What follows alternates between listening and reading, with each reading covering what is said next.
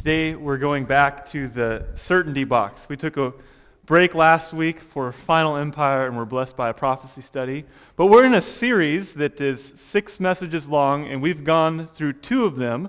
And the idea is that we want to grow spiritually. That we want God to reach into our lives and take us to the next level with Him. And that the walk of faith is a messy one. And we have the option of stuffing all that mess into a certainty box of what we can control and what we know, or we can take the bold step of saying, God, I'm going to let you reach in and pull out things beyond my comfort zone and help me to grow.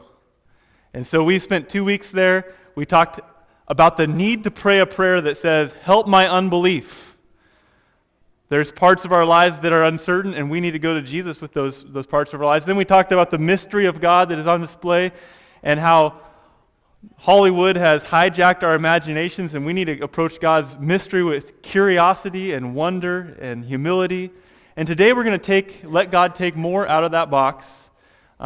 There is, by now, after 2 sermons on this, there are some who have got this concept and they like it, and maybe you're in that boat and you don't think there's more. You've heard 2 messages on it and you're done.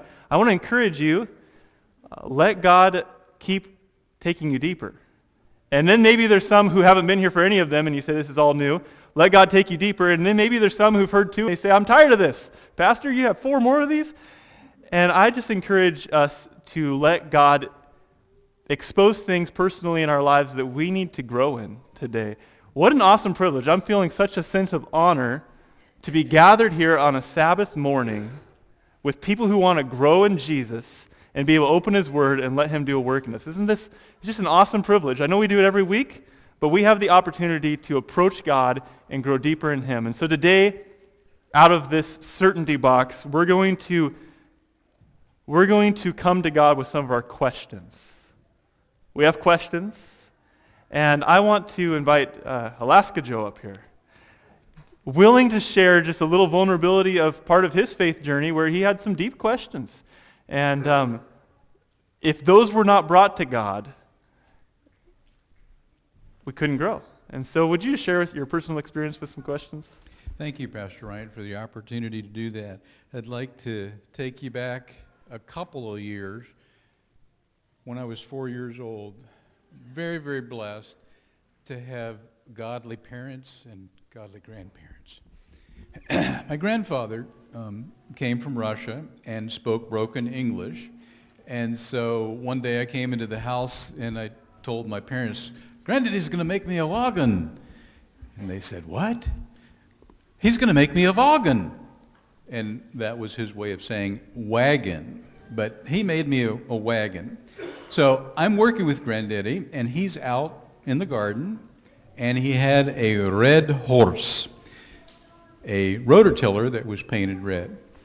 And so at 4 years of age, I'm helping Granddaddy, and he stopped the rototiller at the edge of the garden on the grass. Our lawn was there, his lawn was there, and he'd taken the wing nut off the air cleaner. I didn't know that at the time, but I like mechanical things. And he dropped it into the grass. And so Granddaddy's ready to go back to the tool shed and get another bolt to make that work. And remember, I'm 4. And so I say, Granddaddy, why don't we pray about this? Let's ask Jesus to find this bolt for us. And so he says, well, yes, sure, we can do that. So he offered a prayer, and I prayed, and we parted the grass, and there was the wing nut, and we put it back on, and it all was good. God doesn't find wing nuts for us very often. And He hasn't found any for me since then. But there are a whole lot of things that He has done for me as I have matured that solidify that young faith in the love that was shown around me of who God really is. He reaches each one of us where we are. And that little incident in my life later was revealed to me by my grandfather that I'm not going to pray about this. I'm going to get another nut and put it on here. That's our solution to the problems. But at 4 years of age, I had understood some of the essence about God. Of course, there's not a whole lot you can understand at 4 years of age. Sometimes when I've played my trumpet for you here, I've said that I'm going to play a song that explains everything. God is so wonderful and so powerful that we're going to spend eternity learning who he is. But at the time, Katie and Chris were 6 and 4 and 5 and 7, and I said, I can explain God to them. And then I played Jesus Loves You for me. So as I grew and matured and developed and understood what was happening in the world around me, I began to ask questions of God. And sometimes those questions are born of difficulties. Other times they're just questions that you want to ask and look and see. And what does God say? Sit down and be quiet. You won't find a text for that. He says, come, let us reason together. Let's talk about this. Let's communicate. Let's think. Let me explain these things to you. Let your mind expand to the point where you can understand these concepts that I'm trying to share with you. So I started to look at the very essence of God. Can God be trusted? And then I started to look at what has happened in this world. I'm a student of history, and there's a lot of nasty things that have happened in this world. And if God is in control of this world, why do so many nasty things happen? So let's throw God out the window and say God doesn't exist or he's not who he says he is one way to come to a conclusion of that. That's not my conclusion. As I sought, as I studied, as the Holy Spirit impressed me, as I read some of the things that Mrs. White has to say, I finally started to understand that God really can be trusted. And he really is who he says he is. Now, Pastor has a box up here for you that's our certainty box. The problem with this box is that it's one-dimensional. It has hewn lumber as its construction. My certainty box is plywood. It's got 2 layers to it. One layer is that I have determined that God can be trusted.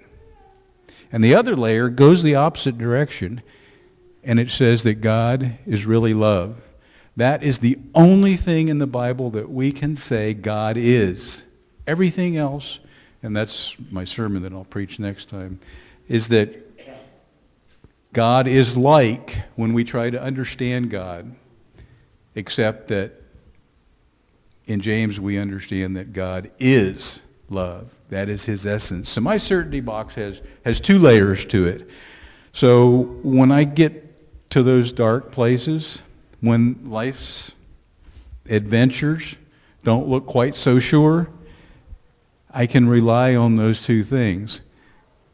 That God is love, and he can be trusted no matter what. Thank you, Joe. To get to that place, you have to be willing to ask a pretty bold question. Can God be trusted? It's a big question. Today, when we look at the certainty box, we're going to take out of that box today deep questions from dark places.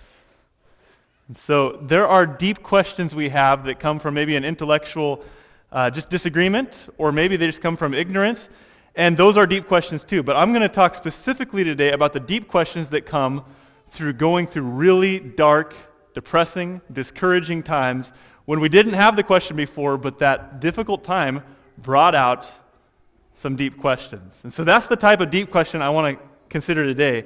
I had the privilege of meeting Travis Sandvik. Some of you met Travis when he was up here in the fall. And Travis, I took part in his mother's funeral. So I met him during a dark time. And Travis was such an encouragement to me. We went out and talked talked about his journey of faith. In fact, I was so encouraged that I had him come and talk to some of the people doing prison ministry in our church. We got together and listened to his story. And Travis had some dark times. He was hooked on drugs.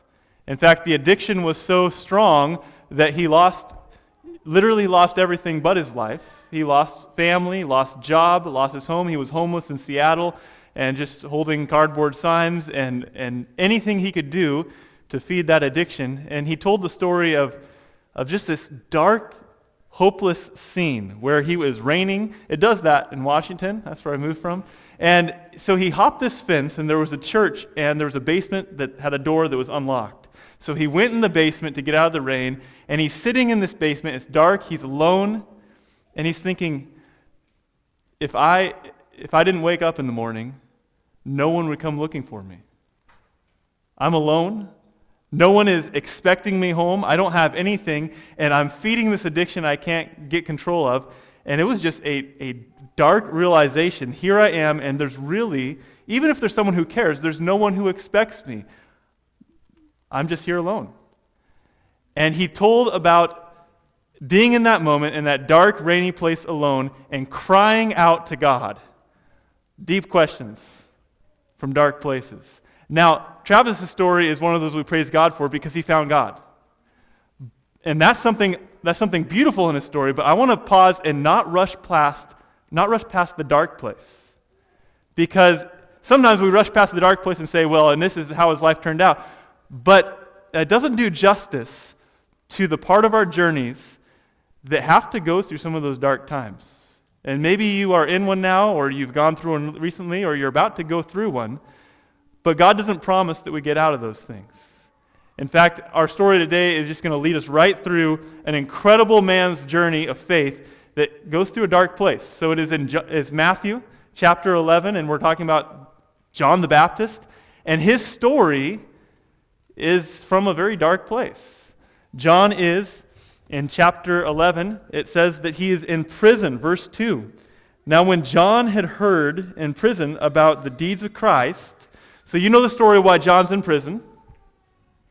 He's in prison for doing the right thing, not for doing the wrong thing. He spoke truth, and the truth was not something that Herod wanted to hear, so he was put in prison. You know, prophets are nice if they're speaking on your behalf, but if not, and you have power, then put that prophet in time out for a while, because that was not helpful to your cause. And so he goes and he's put in prison, and it's not that the prison is necessarily a terribly dark thing, because John was used to wandering in the wilderness. He's used to not having luxury. He's probably used to sleeping on a hard bed. But John had a calling. And John wanted to go out and preach and prepare the way for the Lord. And being in a dark prison was just against what he felt God calling him to do. And you know, in first century accounts, we know what prison John was put in. And it's in this place, there's a hill. See the hill in the middle of the picture? That's called Machaerus. And if you can see the picture a little bit more, the horizon there are some hills, and that's the Dead Sea right there. So this is on the east side of the Dead Sea, and it was built by Herod the Great, but now his son is ruling, and it was a wind palace for Herod. So when he wanted to go and warm up by the Dead Sea in the winter palace, he'd go, and on the top of it you can see some of the ruins looking down. It was just this beautiful palace on top of a hill. Well, this palace was always staffed with guards and soldiers, and so it was a good place if you had a prisoner who you just wanted to take away from society and quiet his voice. It's a good place to put him because you already have guards there. And so there is a hole that is believed since the first century to be the prison where John the Baptist was put. And I had a chance 2 summers ago to go there and go in the prison. And so I'll take you in there. And so this is what it looks like on the inside. It's not that big, it's just big enough to stand up in. And it's dark. There's light, but it's on the outside. It's not on the inside.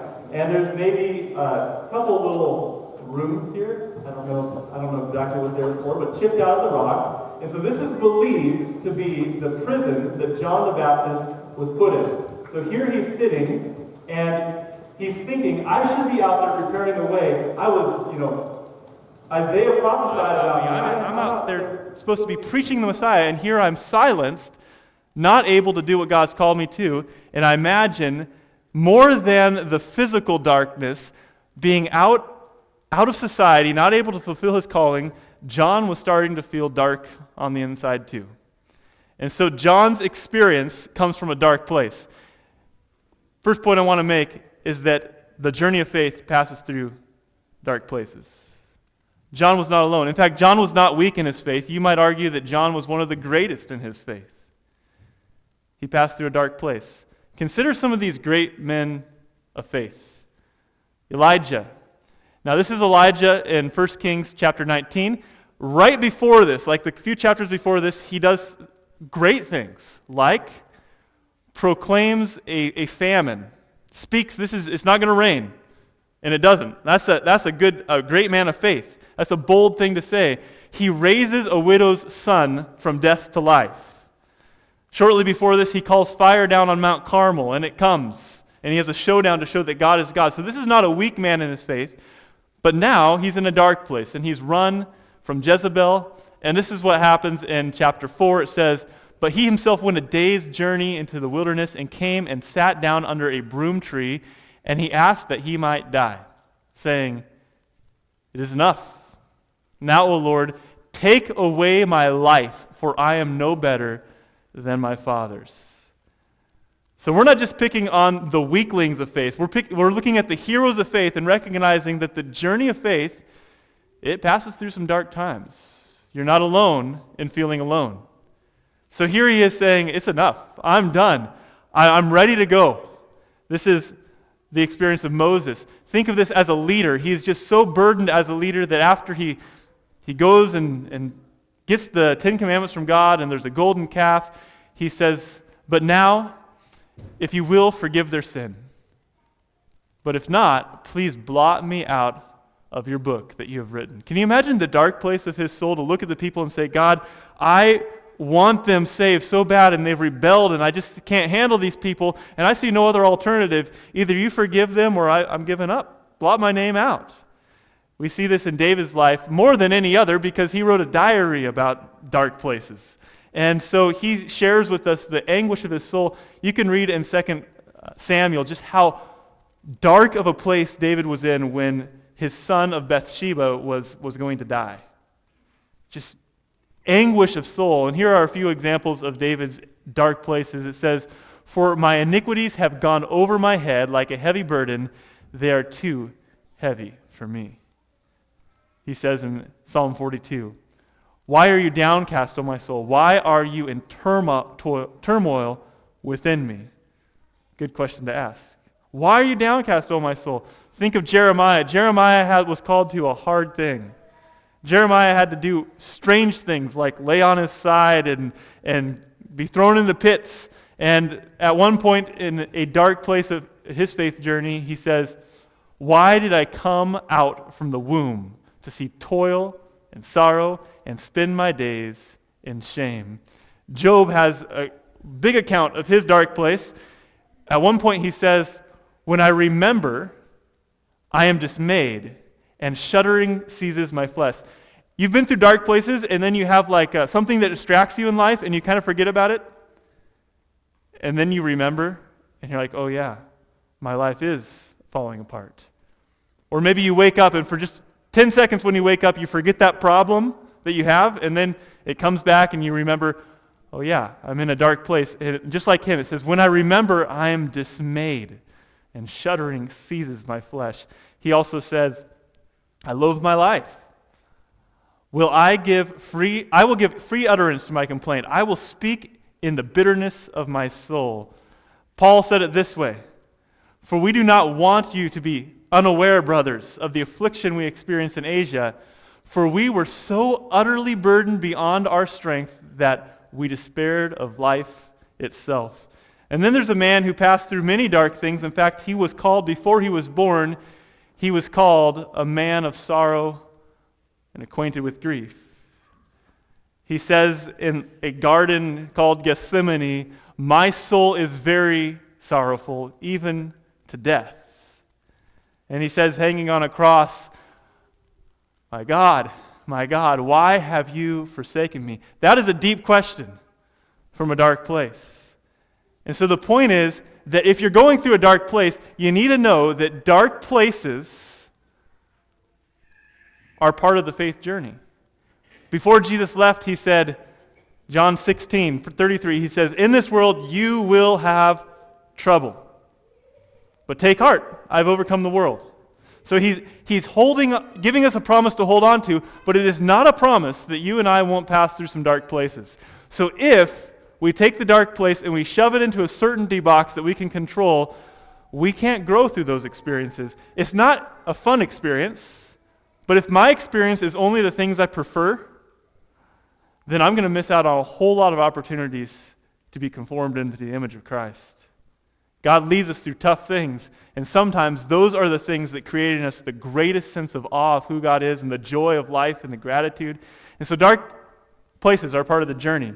But also, dark places are places of both vulnerability and places of potential. The vulnerability is we make bad decisions when we're depressed. I'm not going to call for testimonies, but you know what I'm talking about. When we're down and discouraged, we don't think straight, and we have bad judgment, and we do things we shouldn't do, and things that normally would be out of character for us, but we're in a dark place, and we do bad things. But there's also potential. The potential is that everything else being stripped away, you cry out in a dark place and you say, "God, I need your help." And so the vulnerability is that we come to conclusions that say it's hopeless. But the potential is that we begin to ask questions that we wouldn't have asked in the happy places. The potential is that we would come to God and say, "I need you so desperately. I'm in this place and nothing can get me out but the grace of God." And we come to God with honesty and not a fake image of Christianity. And so the potential is that we will actually come to God with deep questions.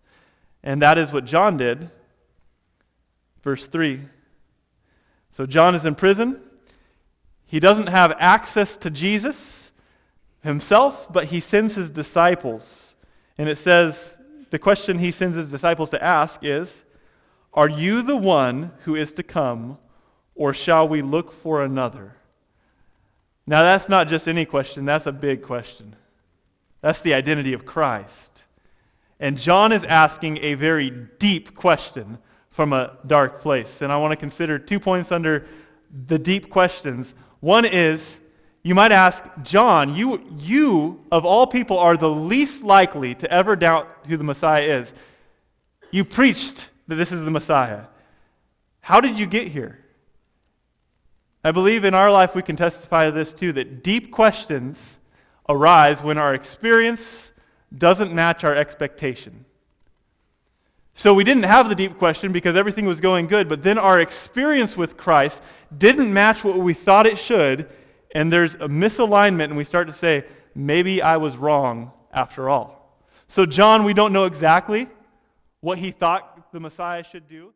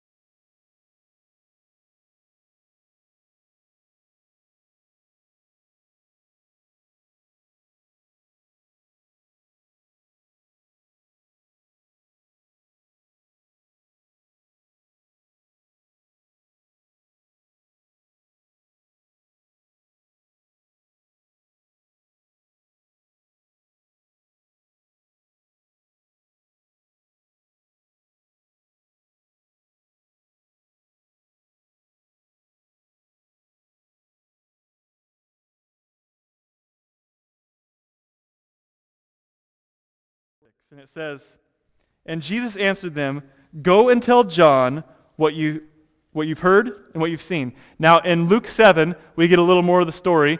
In Luke 7, his disciples, when they go, they actually see him doing these things, like healing people and working miracles. So they're not just repeating something Jesus said, they're actually telling their experience with Jesus. So he says, "Go and tell these things."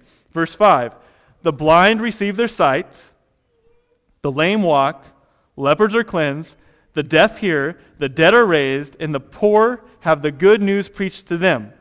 Blessed is the one who's not offended by me." So Jesus answers, and in his answer, he's quoting from Isaiah 35. He's reminding John of the character of the Messiah. He's correcting an expectation that said, I'm going to have political power, to a reality that says, I'm going to have spiritual liberty and freedom and grace. And so he paints this picture. He says, I'm healing the blind. I'm healing the lame. This is who I am. So Jesus doesn't argue with it. Jesus certainly doesn't say, "Hey, John, we don't ask those questions here." He says, look, this is who I am. He clarifies who he is. He points to who he is. The first thing Jesus does when we come to questions, he wants us to have a clearer picture of his character. Trust in God comes from knowing his character, not all his reasons. Think about that one for a minute. So often when we want answers, we want to know the reasons. Why God did this? What are you doing? The plan, all the details. Trust in God is about trusting his character, that he is good, that he is love, that I don't see the end from the beginning, but I can hold his hand because I know he's good. That's faith. Knowing all the reasons is not for us to know. Occasionally he tells us a reason because it boosts our faith or it helps us to follow him. But his goal is not that we know every reason or the end from the beginning. His goal would be that we are so in love with that character.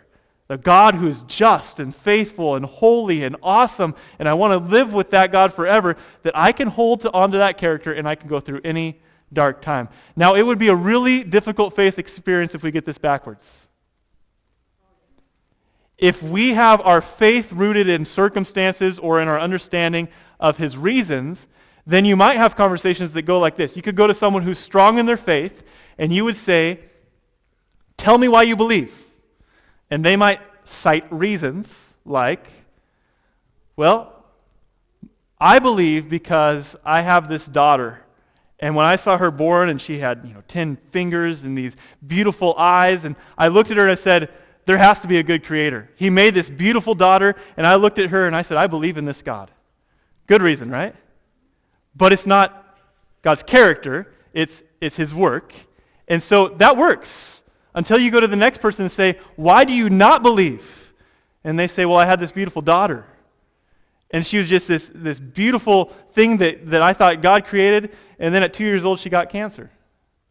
And I lost my beautiful daughter. And therefore I do not believe." You see what happens when we root our faith in the events and the circumstances and what happens? Then our faith goes up and down with how good those things are. But if we root our faith in the character of God, like Jesus did for John, he says, "Hey, John," I'm going to read between the lines. He says, "I know you're struggling, but just remember who I am. The blind see, the lame are healed. Remember my character. Remember who I am." When we root it in the character of God, then we can pass through dark times. Then we can have deep questions and we can say, I'm trusting God to be the God of love that he said he is. I'm trusting that this circumstance, when I see the end from the beginning, I'm going to say, God, you are love. You are who you said you were. So trust comes from knowing his character, not all his reasons. Sometimes we say that we would love to have certainty. But we really don't want certainty in relationships.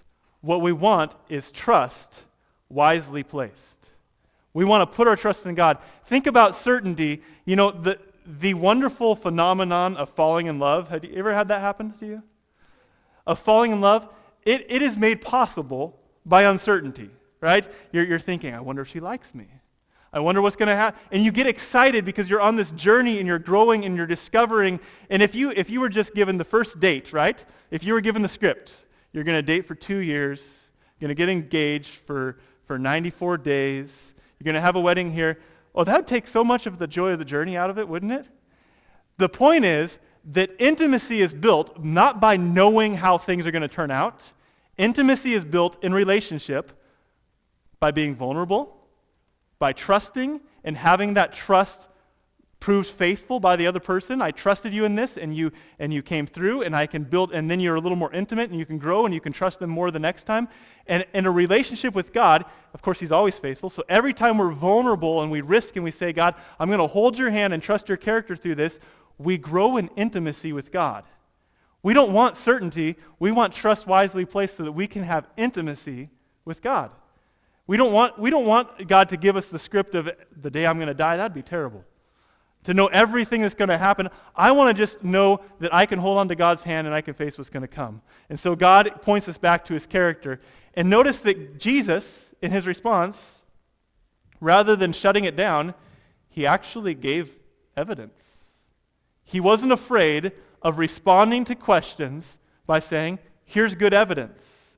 Now sometimes I think we are afraid to do that. We say, how dare you ask a question? Just believe. But Jesus didn't say that. He says, here, I'll give you some good biblical evidence that I can back up with proof. You can see that the lame walk, the blind see. And so Jesus was not afraid to give evidence, and that evidence clarified who he is. So Jesus' response to John, Jesus' response to doubters, is a love response. When the deep question, even an offensive question maybe, are you really the Messiah? When that comes to Jesus from someone who was faithful to him, he is not thrown off track. If I could paraphrase, he says, man, I just want you to see me so you can love me more.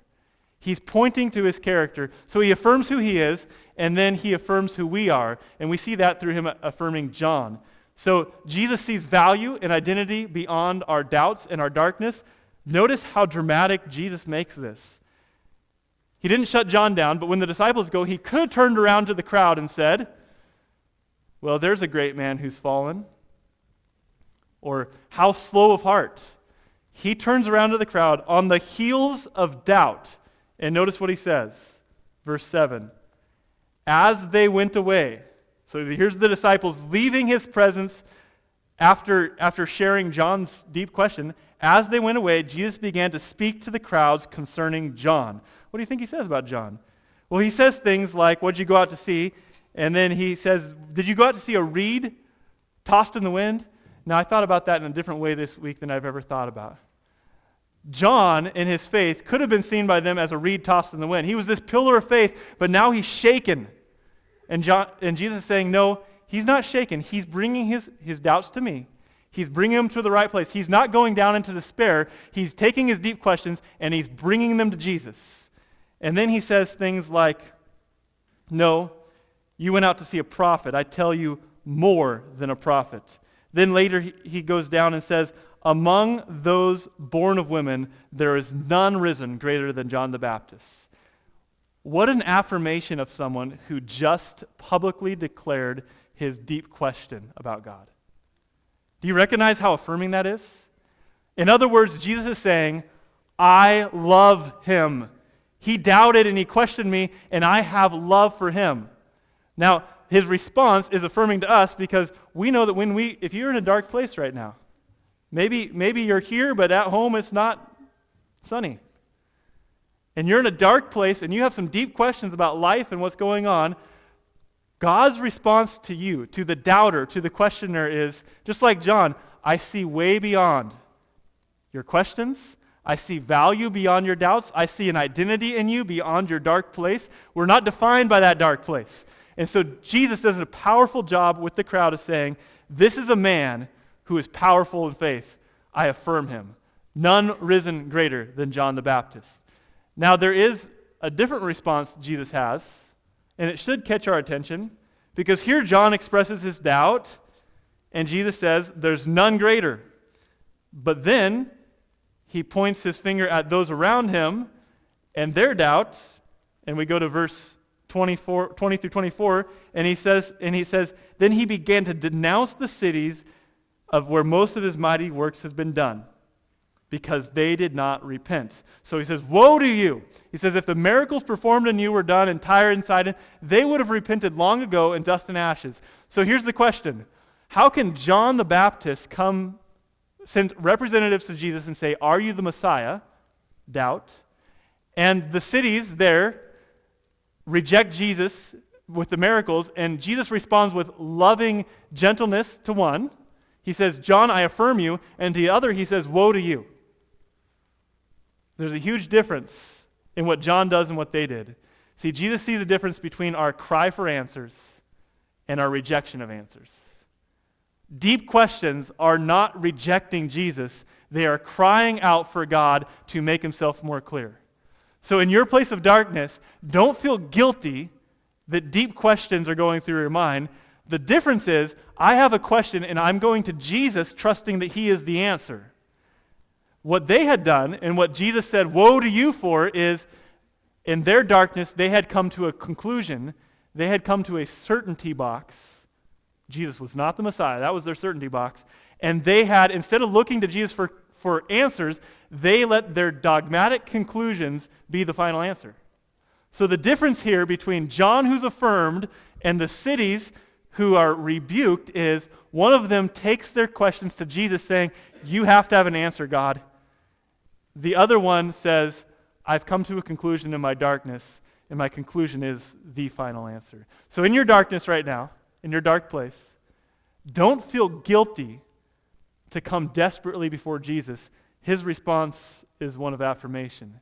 Just make sure that your doubt and your question is taken to him to be the answer, and your depression and your loneliness doesn't become the final answer. And so I want to go back to Travis as we consider the last question. Travis was in that place. Praise God, God met him in a dark, cold, wet place in the basement of a church. And his life was turned around. Now he's helping people get out of that. But I just want to ask the question, would Travis have felt the same acceptance if he went upstairs in that church? He met God, a God who took his deep questions and dark place in the basement of a church. But if he would have gotten out, say, on a morning when they had worship service, with the same questions and darkness, would he have found the same response from God's people? And I wonder if sometimes we take our darkness and our questions and we stuff them in a certainty box that would require us to find God not at church, but in the basement of a church, right? And so we stuff it in there and say, something is wrong with you. You're going through a dark situation. You have troubles with your marriage. What's wrong? Shouldn't you trust Jesus? But what if we came to God and said, "I recognize darkness as part of the journey, and I trust that you are the God of a beautiful character that you say you are, and I'm going to take my questions to you. In fact, I'm going to be bold enough to grab someone in the church that I admire, and I'm going to be bold enough to say, hey, I'm going through a difficult, dark place. Would you help point me to Jesus? Would you be like John's disciples? I can't get to Jesus in my prison, but I could have some friends go to Jesus and bring Jesus' answer back to me. Would you be a friend that would take me to Jesus, or would you be someone who would prefer me to maybe keep those questions to the basement and not bring them out here? And so what I want to challenge us to do today is if you're in that place, don't hide in the basement. Come to this church and say, I'm going to find satisfying answers from an awesome God right here. I'm not going to hide. I'm not going to try to get better before I come to Jesus. I'm going to come to Jesus right now, just as I am. And I invite Trace up to start playing some music here. We're going to sing a song, Take My Hand, Precious Lord. I chose this song because it's exactly the expression I want to have right now. If you're in a dark place and you have deep questions, reach out your hand and say, God, take my hand and lead me on to the light. I'm not going to hide and paralyze my spiritual growth because I'm too ashamed to admit I'm going through a dark thing. I'm not going to keep those things quiet and pretend I don't have questions. I'm going to bring those to Jesus, knowing that you will clarify your character for me and I will grow in intimacy with you. So we're going to take a minute. So musicians, we're going to take just a minute here, and we're going to reflect and pray to what you've heard in the story of John. So take a minute of silent prayer, and then we're going to join together and sing, Precious Lord, Take My Hand.